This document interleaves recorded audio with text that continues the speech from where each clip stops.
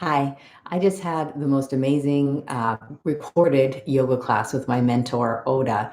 And I just wanted to share a few of the things that she was teaching through this audio recording, and that I kind of, quite frankly, am still a little bit stoned after doing the class. So let me show you a few things. I made a few notes because, like I said, I'm still a little bit stoned. So we're going to start in a standing position. I just want to repeat a few things that Oda did and try to share some of the wisdom that she imparted during this wonderful recorded class. So we're going to stand in a mountain pose, and you're welcome to have a chair. That might come in handy for some of the things that we're going to do. We're just going to be about 10 minutes, if that. And I think if you are having a bit of a sluggish day, or if you're dealing with some issues right now, you're really going to want to embrace some of these wonderful, wise teachings from my friend Oda, my friend and mentor Oda. So we're going to start in a standing position. We call this mountain pose in yoga. Ground into the feet, stand tall, and begin to notice your body. Really tune into the feeling of the feet being on the ground, your legs awake, your shoulders resting at the angle that they are, the weight of your arms, the positioning of your head, just really trying to touch base with the shape and the position of your body. Even touching your body, running your hands over your body would be fine. If possible, we'll take one hand behind the head and just cushion the back of your head with your palm. And then if possible, the other arm will inhale and lift that arm up. And as you exhale, softly go into a forward fold. And you can stop at the chair, or you can go all the way down, whatever feels best for you today. And as you inhale, keep the knees soft as you come back up. And as you exhale, lean over to the side. So I'm leaning to the side that my elbow's pointing. Let's try that again. I'll turn front way so you can see it this time. Inhaling, exhaling, inhaling, and exhaling. Let's try it one more time on this side. And remember, you're modifying these movements. If your shoulders are a little sore, you don't have to hold your arms the way I am. Wonderful. And then as you exhale this time, let's relax back into the mountain pose. We'll do the same thing on the other side. And the movements are not about a certain muscular activation or losing weight or gaining athletic skill. These movements are to celebrate the fact that you are embodied. And so however you modify these movements to suit you in this moment is absolutely brilliant and perfect. So let's go to the other side. I'll take the other arm and cushion the back of my head. Inhale, lifting up. Exhale, slowly folding forward. And you notice I'm moving pretty slow here. This is not an exciting thing to watch, I'm sure. But if you want to jump in and try this with me, you'll feel the kind of sensations that I feel when I practiced this with Oda a few minutes ago. I feel my body coming more alive in my awareness. And I start to feel a different sort of shifting of a relationship with my body. Instead of focusing on all the things I don't like about it, all the things that might be wrong with my body, I start to really think about the intelligence of the body and how amazing it is that all these things are happening. I mean, my hair is growing, my nails are growing, my cells are processing whatever I've eaten or drank so far today. Isn't that amazing? My heart is beating, my lungs are filling and releasing. So even when there is pain or illness, there's still so much to celebrate about being embodied. Let's try a different type of movement, and this is where you might want the chair. So we'll stand a little bit closer to the chair here. And then the inhale, if possible, you can lift the arms up or just out to the sides. Exhale, hinge at the hips, bring the hands to the chair. And then we're going to step our left foot back. I'm going to bring the left foot all the way to the ground. On the inhale, I'm going to lift up halfway and just let my arms dangle. Just be really heavy with the arms, but lengthen the spine. And then as you exhale, hands can come to the chair, and we'll just kind of rotate away towards the bent knee a little bit.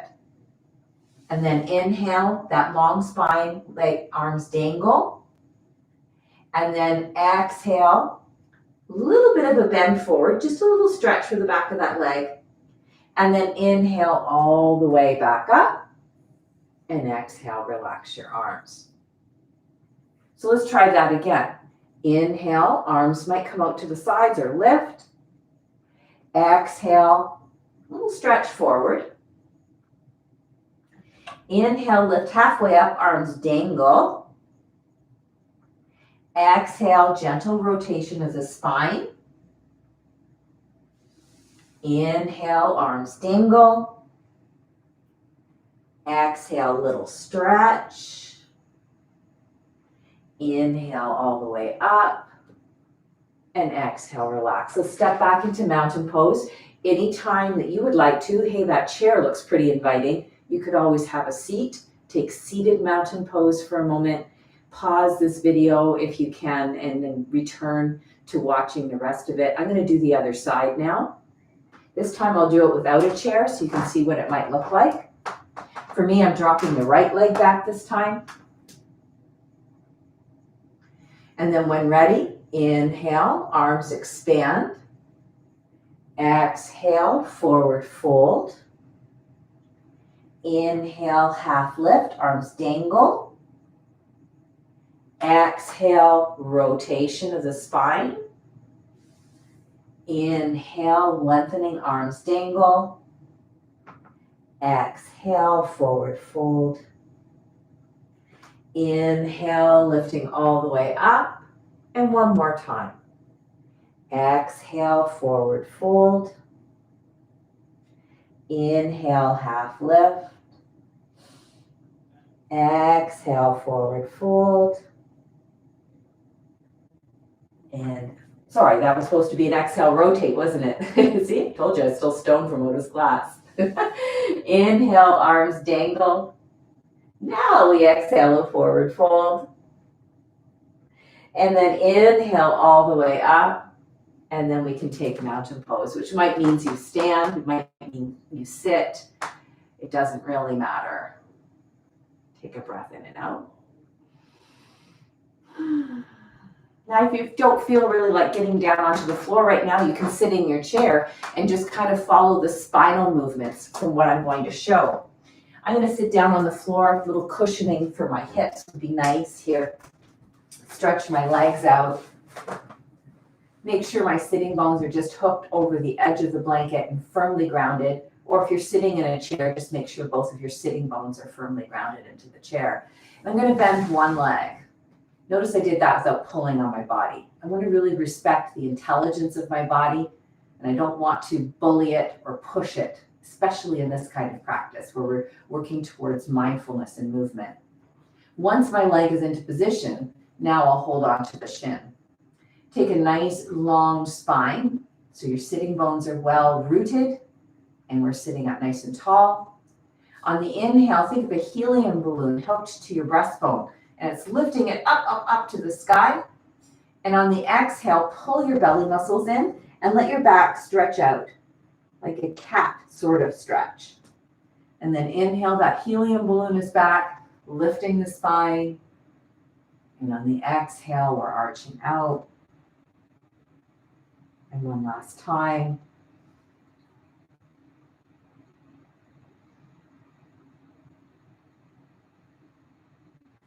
And then let's stretch both legs out or sit in a neutral position without uncrossed legs in the chair, just to kind of measure that movement that we've had in the spine.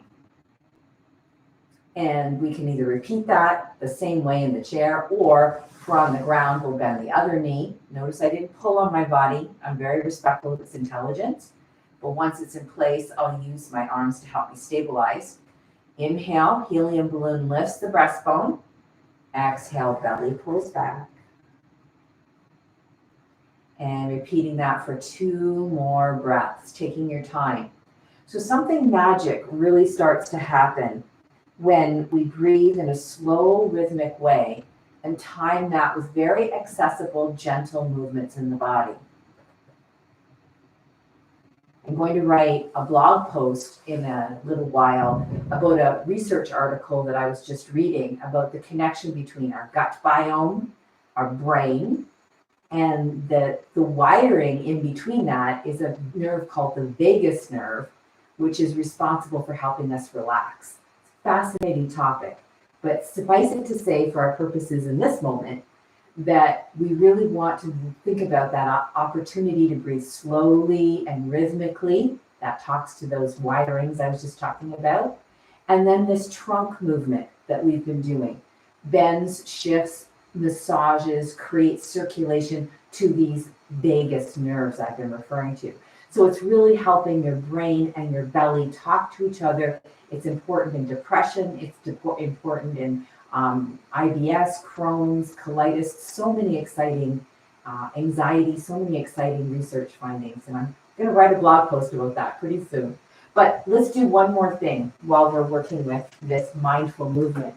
And that's why I'm so passionate about sharing these teachings of yoga, because the yogis have been telling us things like this for millennia. And we've been so focused on we've got to get our reps in, and we've got to make our kilometers, and we have to lose this 10 pounds.